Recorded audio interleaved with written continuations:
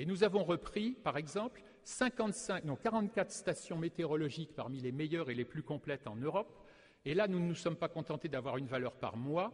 Nous avons pris la température minimum, maximum et moyenne de chaque station météo, chaque jour de l'année, de tout le XXe siècle.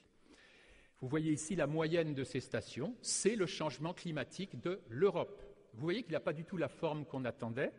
Il est manifestement, et je vous donne une interprétation ici, pratiquement plat. Il n'y a aucun réchauffement climatique en Europe de 1900 à 1985. Et ensuite, en 1 ou 2 ans, autour de 1987, pour des raisons qu'on ne connaît pas, il y a un véritable saut. Et nous sommes désormais, depuis quelques dizaines d'années, apparemment, dans un climat à nouveau qui est une tendance plate, mais qui est sensiblement plus chaud. De combien? Vous le lisez à gauche, environ 1 degré Celsius. Le réchauffement climatique en Europe, c'est rien jusqu'en 85, tout en 2 ans, et plat depuis. Et pas d'évolution climatique depuis 1987, c'est-à-dire depuis 20 ans. Il y a 20 ans que ça ne change plus. Alors on a recommencé sur 150 stations météorologiques des États-Unis. Et voilà la courbe qu'on a obtenue. Et on retrouve une chose que les climatologues savent bien, c'est que ces courbes sont très différentes d'une région climatique à l'autre et que d'en faire la somme et de mettre tout dans un même paquet, on n'est même pas sûr d'un point de vue physique, thermodynamique pour les spécialistes, que ça ait un sens. Vous voyez qu'aux États-Unis, la température, en effet, a beaucoup grimpé depuis la fin des années 70, mais elle a tout simplement atteint le même niveau que dans les années 30. Et l'année dernière, la météo nationale américaine a fait un petit communiqué relativement discret pour dire qu'elle s'était trompée en disant que les années récentes étaient les plus chaudes du siècle. C'est tout simplement faux. C'est l'année 1930 qui est l'année la plus chaude aux États-Unis.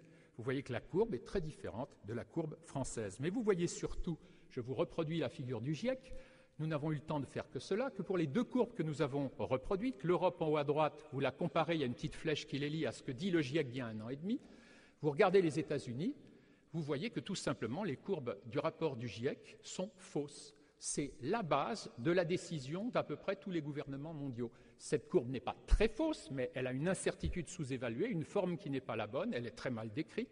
Il n'y a qu'un point tous les 10 ans au lieu d'un point par mois, et pour des raisons bizarres, toutes les courbes se ressemblent, alors que vous voyez que dans la réalité, les courbes varient beaucoup d'une région à l'autre.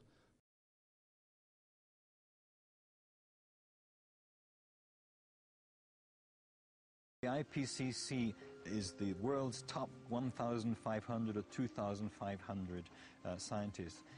You look at the bibliographies of the people and it's simply not true. There are quite a number of non-scientists. And to build the number up to 2,500, they have to start taking reviewers and government people and so on, anyone who ever came close to them.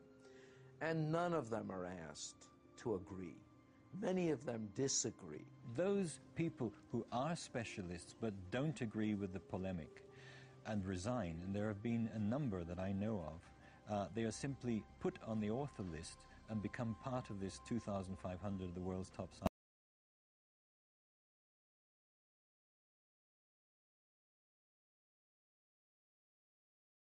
To the Wall Street Journal, Professor Frederick Seitz, former president of America's National Academy of Sciences, revealed that IPCC officials had censored the comments of scientists.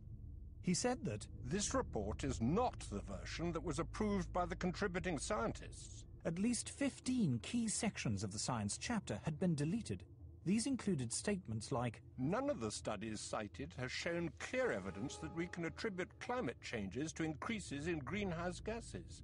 No study to date has positively attributed all or part of the observed climate changes to man-made causes." Professor Seitz concluded, "I have never witnessed a more disturbing corruption of the peer review process than the events that led to this IPCC report." In its reply, the IPCC did not deny making these deletions, but it said there was no dishonesty or bias in the report and that uncertainties about the cause of global warming had been included. The changes had been made, it said, in response to comments from governments, individual scientists, and non-governmental organizations. Resigned from the IPCC, I thought that was the end of it. But when I saw the final draft, my name was still there, so I asked for it to be removed. Well, they told me that I had contributed, so it would remain there. So I said, no, I haven't contributed because they haven't listened to anything I've said. So in the end, it was quite a battle. But finally, I threatened legal action against them, and they removed my name. And I think this happens a great deal. Those people who are specialists but don't agree with the polemic and resign, and there have been a number that I know of, they are simply put on the author list and become part of this 2,500 of the world's top scientists.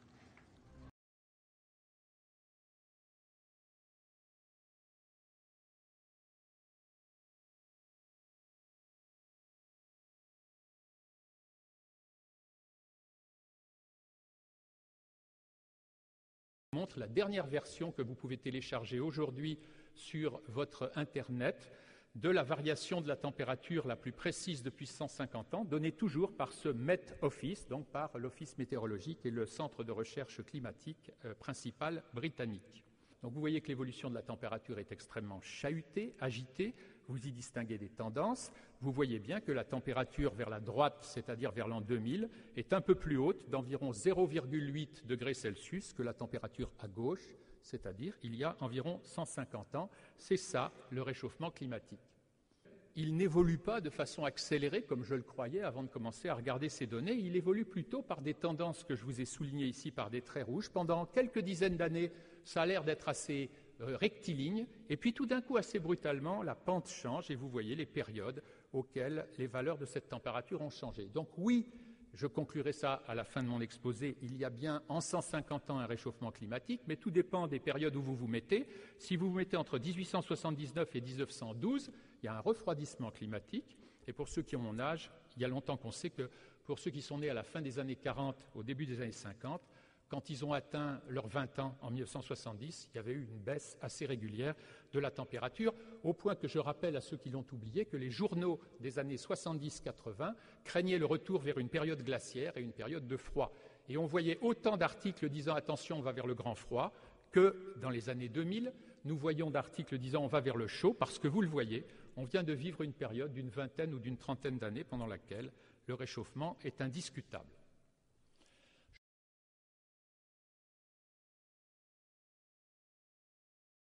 We can trace the present warming trend back at least 200 years, to the end of a very cold period in Earth's history.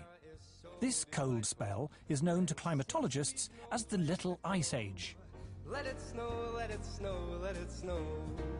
It doesn't show signs of stopping. In the 14th century, Europe plunged into the Little Ice Age.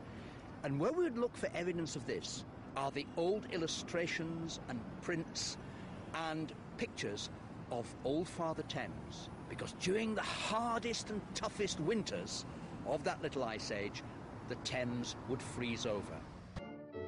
If we look back further in time, before the Little Ice Age, we find a balmy golden era, when temperatures were higher than they are today, a time known to climatologists as the medieval warm period.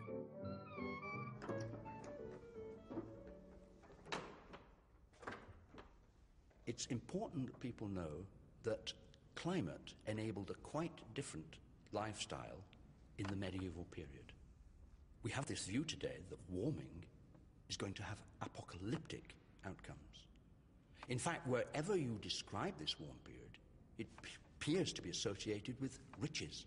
We're having a heat wave. In Europe, this was the great age of the cathedral builders.